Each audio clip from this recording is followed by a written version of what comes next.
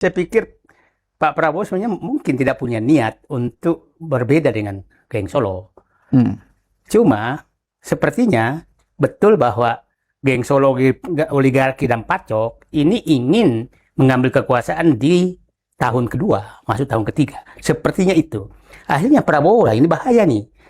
Bahaya bukan berarti bahaya ini bahwa seluruh program dia yang bagus itu bisa bisa bubar.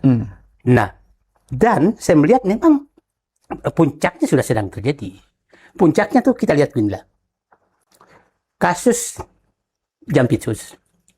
Ini kan oke lah kasus itu aja. Tapi hari pertama sudah dieskalasi oleh geng Solo, oligarki Pacok. Dieskalasi. Hari kedua, hari pertama itu sudah menyatakan seakan-akan ada pembicaraan khusus antara orang kepercayaan Pak Prabowo dalam hal ini Syafri Samsudin terkait Kapolri dan orang-orang penggantinya. Itu kan seakan-akan ada terjadi itu. Dan saya tahu persis Pak Syafri bukan orang seperti itu. Selalu Pak Syafri itu prinsipnya jaga pekarangan masing-masing. Dia tidak pernah mau mengganggu yang lain. Tapi itu seakan-akan ada terjadi pertemuan pembicaraan tersebut, gitu kan? Nah, dibocorkan lah. Sengaja dibocorkan seakan-akan Pak Syafri ini mau menghantam siapapun. Itu kan yang bocoran. Nah, bocoran kedua pada saat sudah hari kedua dikatakan bahwa emas yang ada di Sentul dan di tempat penyimpanan lain adalah emas milik Syafri Samsudin. Bahkan hari ketiganya sudah muncul bahwa itu punya Pak Prabowo. Hari ini dimunculkan lagi. Nah, hari ini dimunculkan lagi kembali bahwa itu operatornya Prabowo untuk mendapatkan dana dalam rangka 2029. Itu sudah begitu, ini muncul lagi semua. Nah, yang menariknya kita kan pemain medsos. Kita tahu siapa sebenarnya di balik medsos yang menyebarkan itu. Awalnya minggu pertama itu yang ada kata Nusantaranya lah. Kalau ada Nusantaranya kita udah tahu lah. Dari afiliasinya kemana. Sekarang dia ganti lagi, bukan lagi itu. Lain lagi.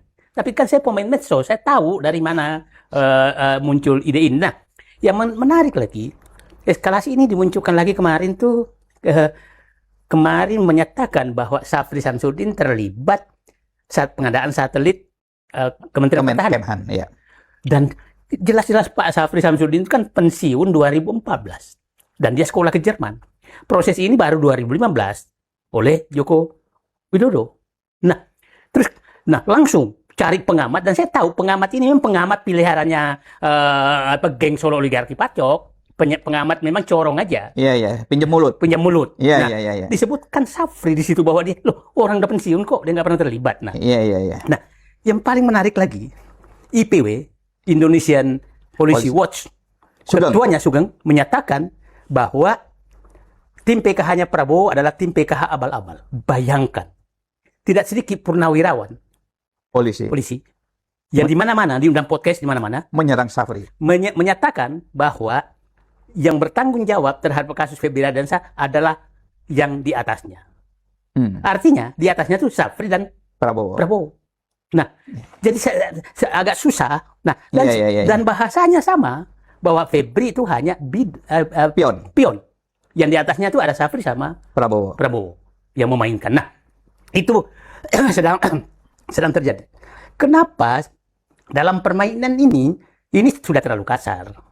Terlalu kasar kan begini. Karena kan baru kali ini hampir semua oligarki itu dihajar oleh Prabowo lewat tangan PKH. Nah, coba Anda bisa bayangkan. Sekarang sudah hampir 6 juta hektar. Diambil oleh Satgas PKH. Sekarang dimunculkan lagi bahwa Satgas itu abal-abal. Satgas PKH itu abal-abal. Bagaimana Anda semua menyatakan abal-abal kalau dia sudah mengembalikan ribuan triliun dalam waktu 1,5 tahun? Abal-abalnya di mana? Jadi pihak-pihak menyatakan PKH abal-abal, kalian saya menyatakan di tempat ini, di Obor Rakyat, saya menyatakan kalian adalah corong oligarki untuk melawan kebijakan Prabowo. Clear. Jadi saya bilang, Pak Presiden, Bapak-bapak dalam pemerintahan, orang-orang ini harus dicek. Siapa sebenarnya mereka?